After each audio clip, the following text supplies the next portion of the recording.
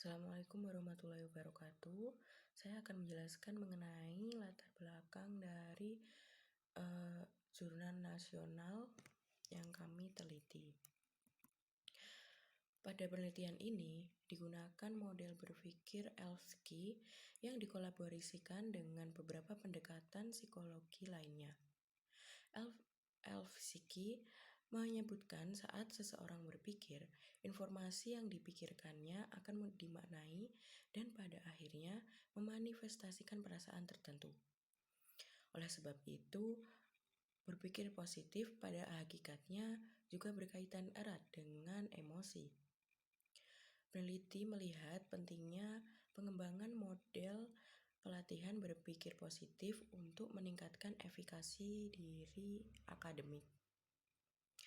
Berdasarkan uraian di atas, maka peneliti ingin mengkaji secara empiris pengaruh pelatihan berpikir positif terhadap efikasi diri akademik mahasiswa tahun. Selanjutnya ada identifikasi variabel. Variabel tergantung adalah efikasi diri akademik dan variabel bebas adalah pelatihan berpikir positif. Baik, di sini saya akan menjelaskan tujuan dari penelitian jurnal nasional tersebut.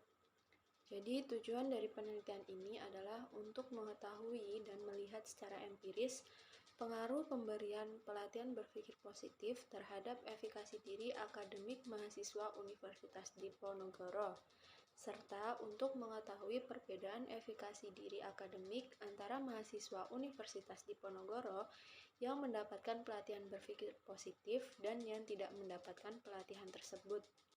Hipotesis penelitian yakni ada perbedaan efikasi diri akademik pada kelompok yang mendapat pelatihan berpikir positif antara sebelum dan sesudah perlakuan.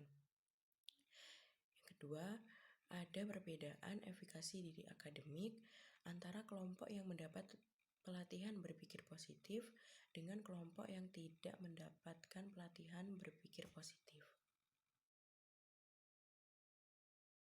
Baik, selanjutnya saya akan menjelaskan mengenai definisi operasional dependent. Yang pertama ada efikasi diri akademik.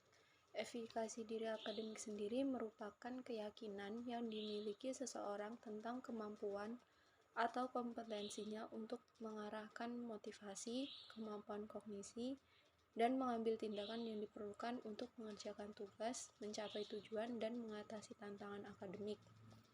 Kemudian pelatihan berpikir positif sendiri merupakan pelatihan yang menekankan pada cara berpikir yang lebih menekankan pada sudut pandang dan emosi yang positif, baik terhadap diri sendiri, orang lain, maupun situasi yang dihadapi. Selanjutnya adalah subjek penelitian. Subjek penelitian di sini peneliti mengambil mahasiswa Fakultas Psikologi Reguler 1 Universitas Diponegoro Semarang dengan skor efikasi diri akademik yang sedang ataupun rendah. Yang kedua, peneliti mengambil subjek yang bersedia mengikuti pelatihan berpikir positif selama 3 pertemuan. Yang ketiga, peneliti mengambil subjek yang belum pernah mengikuti penelitian skripsi berjudul Pengaruh Pelatihan Berpikir Positif Efikasi Diri Akademik Mahasiswa.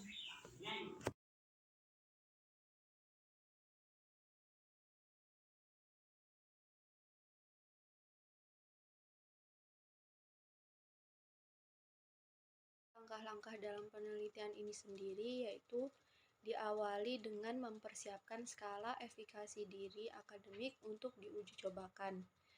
Kemudian uji coba modul dilakukan dalam pilot studi. Setelah itu, penelitian ini diawali dengan screening untuk mendapatkan calon subjek penelitian. Kemudian, data yang diperoleh dari screening tadi digunakan sebagai data skor pretest subjek yang terpilih.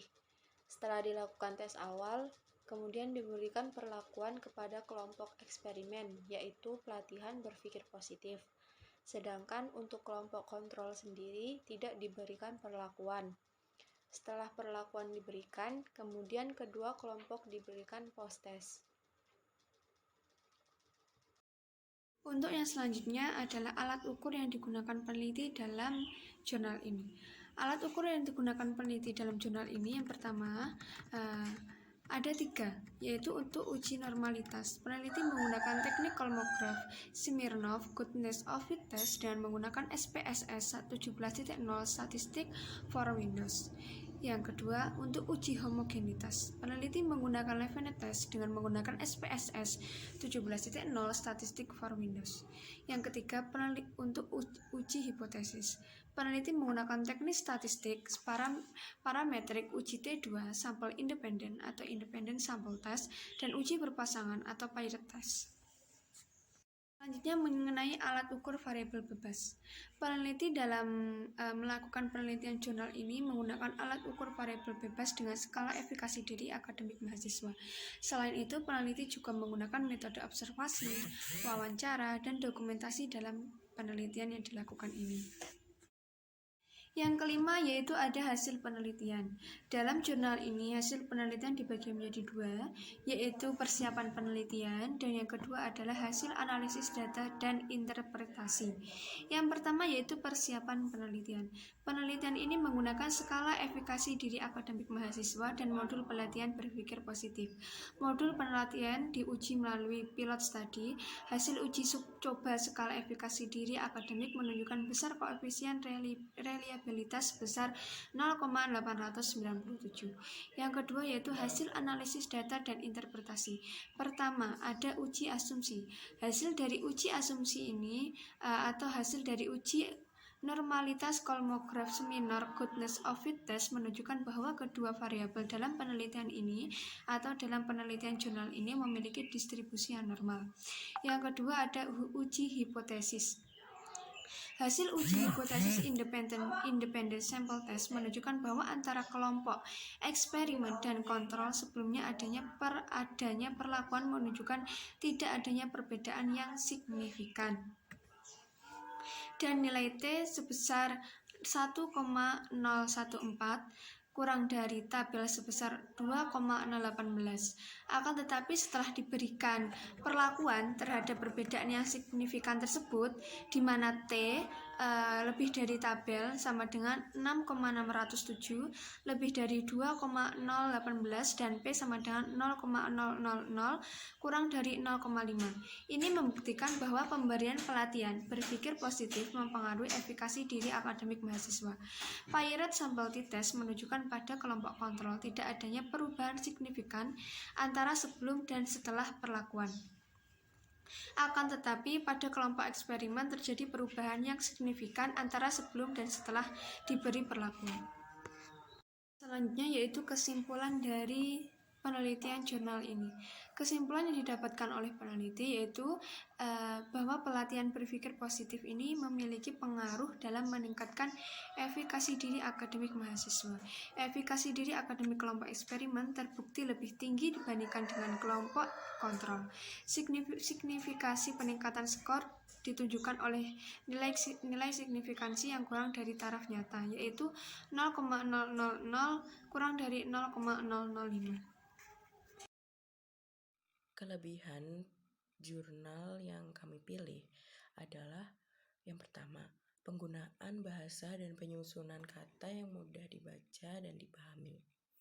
Kedua, topik yang dipilih menarik untuk menambah pengetahuan. Yang ketiga, pembahasan metode yang digunakan sudah jelas.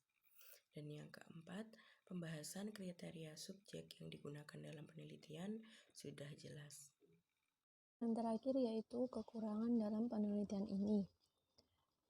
Kekurangan dalam penelitian ini yang pertama itu kurangnya kesadaran diri mahasiswa yang telah mengikuti pelatihan berpikir positif untuk menerapkan cara-cara praktis dalam berpikir positif dalam kehidupan akademik dan sehari-hari. Kemudian yang kedua, kurangnya kesadaran institusi pendidikan untuk berperan membantu mahasiswa dalam mengembangkan potensi setiap mahasiswa secara positif.